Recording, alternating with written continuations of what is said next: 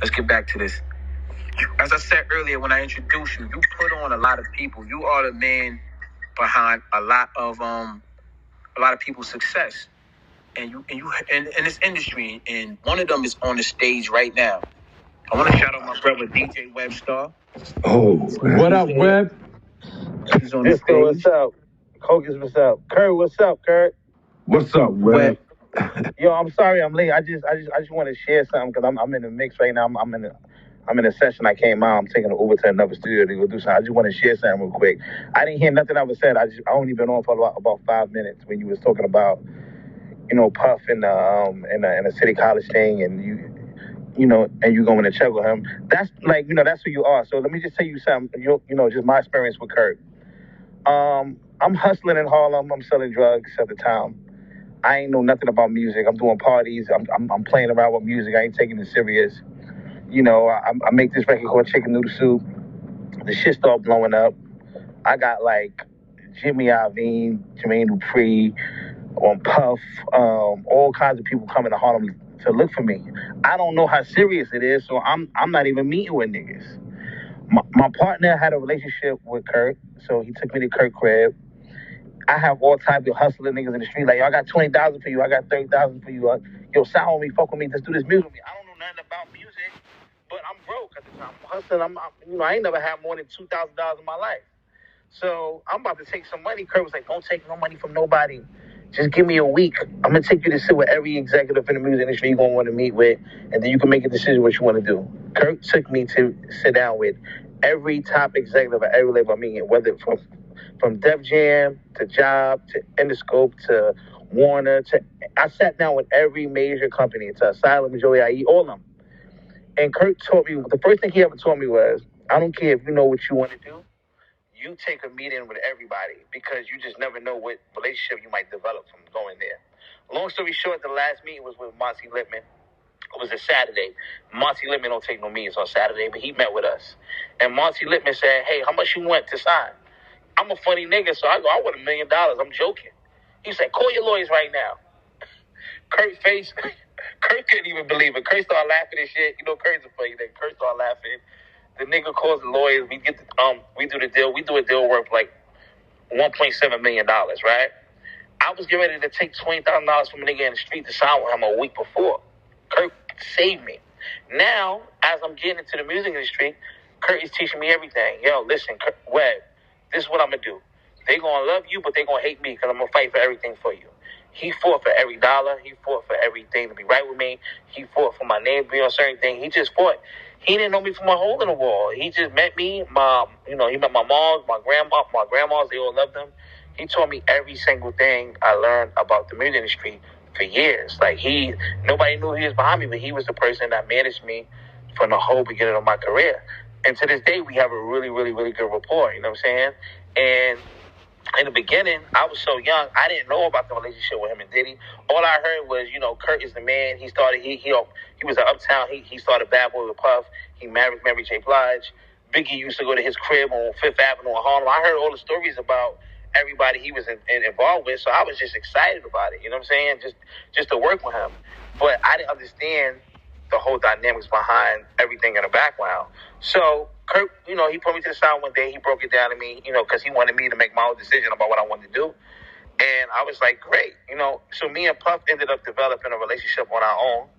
I ended up being with Puff like every single day. And it was one point when, even though I knew Puff and Kurt told me the story, Kurt never really told me the story because Kurt don't like to talk. Kurt got locked up. He ain't snitching nobody. He ain't doing nothing wrong. Kurt is like a gangster. He ain't a gangster as far as like killing niggas, but he's a gangster as far as following the code, following the rules, doing what you're supposed to do. So one of the rules is you don't talk too much about things you do. So he never really told me the full dynamics of everything. You know what I'm saying? So as I got older, I'm hearing stories from different people, and me and Chris having different conversations. So he then begins to explain things to me.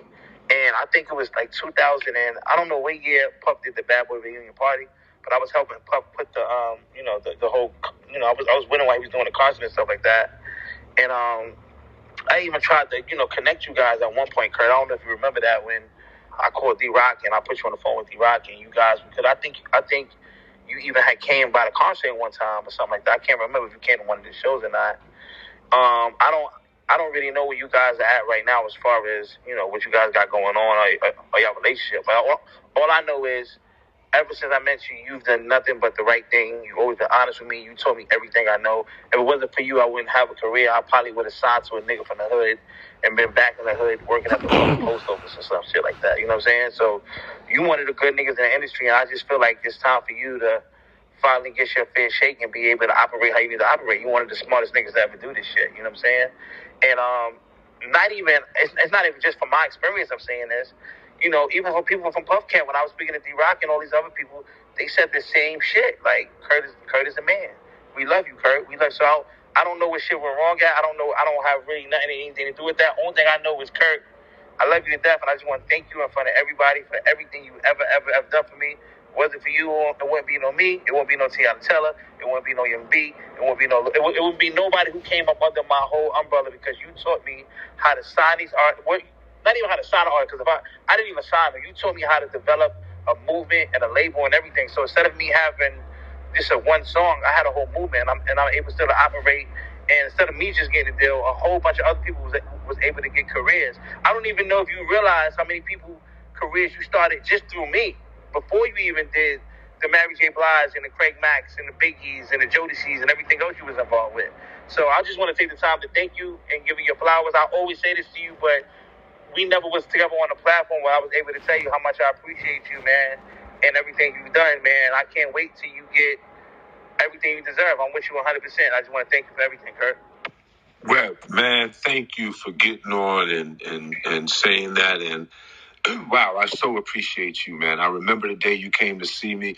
You left some things out. I was on an ankle bracelet. I just came home from the fence. First of all, listen, Kurt, you had your hair was out. It wasn't braided and nothing like that. You was in there. I don't know if you were smoking weed or drinking liquor. You was lit. And then when we told you what we had, you got excited. You fixed your hair. You know, you tried to cover the ankle brace, but I saw the shit already and all that. And then you just got to work. And then after that, the rest was history. Sorry, I had to laugh. All right, yeah. Web, you got me good. Yeah, and I had an ankle bracelet on. And let's also mention that you had every executive coming uptown to meet you, and that legendary Chris Lighty, let's give him props right now. I want to shout him out. 100%. I want to shout out Chris Lighty. I was living at 1325 Fifth Avenue. Yep. He was coming uptown to secure Webb. He was going to get the deal with him. He knew I just came home from the feds. I couldn't go outside, so they met downstairs in front of my building. I hung out the window and I said, Chris, I just came home and I would like to do this deal. He said, okay, Kurt, you can have it. And he left and went back down. And that was one other good reason how I was able to get Webb. And we can't leave out Art Dukes, who's the person that brought me, that came and brought Webb to my house. 100%. I was my partner at the time. He definitely brought me to you. And his brother Big Russ as well, for sure. Yeah, and Big Russ, Harlem, and yes, and Chris Lighty, and I thank him for letting me have that. He was very gracious, a very gracious executive, and usually people don't bow out like that, but he saw me hanging out that window with that ankle bracelet that he couldn't see on my ankle. He might have felt sorry for me, and I thank you, Chris. Sleep in peace. I thank God that Art Dukes came to me with Webstar. Shout out to both of y'all. And I had chicken noodle soup. Doing chicken noodle soup, my ex-business partner is shadowing me. Webb did mention that he formulated a friendship with him. I want to get into some of the details of what happened with my first project coming home from jail. That I was grateful that Art Dukes came to me. Grateful that Big Russ in Harlem, that's his brother, and my brother, those are my brothers from another mother. And Webb trusted me to take him around and to get him a deal. I thank you, Monty Lipman, for opening up your doors. Monty Lipman and I go back to Orion Picture days. He was working as a radio promo jock right across the street from me on 57th Street and 5th Avenue, where Arista was and I was at Orion in the bright 9 West 57th Street building, the building with the 9 in front of it in Midtown Manhattan.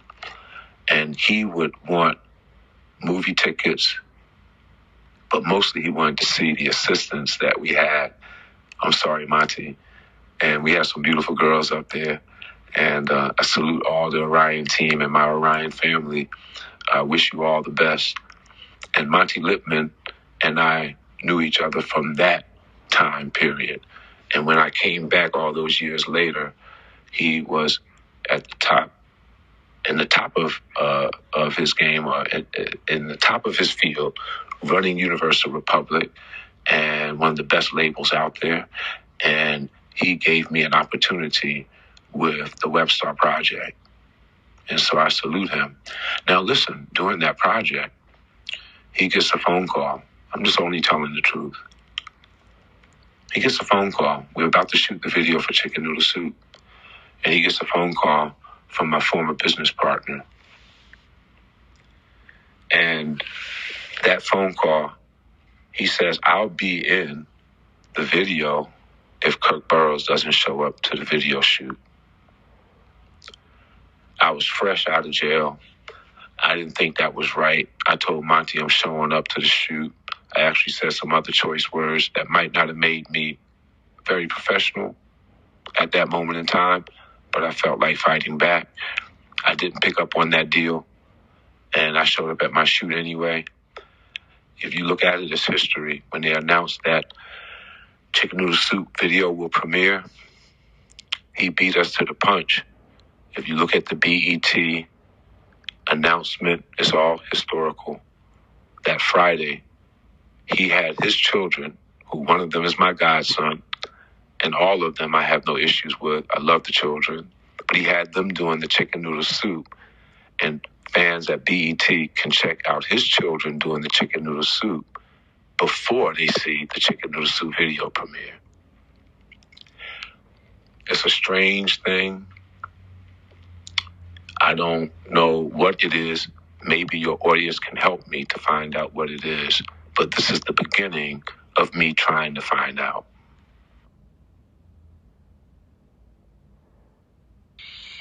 Wow. That was like, yeah. That was crazy. That was a lot, Kirk. You know, I definitely feel like, man, you know, from hearing your story, you definitely need to get what you owe, man. It's just the right thing to do.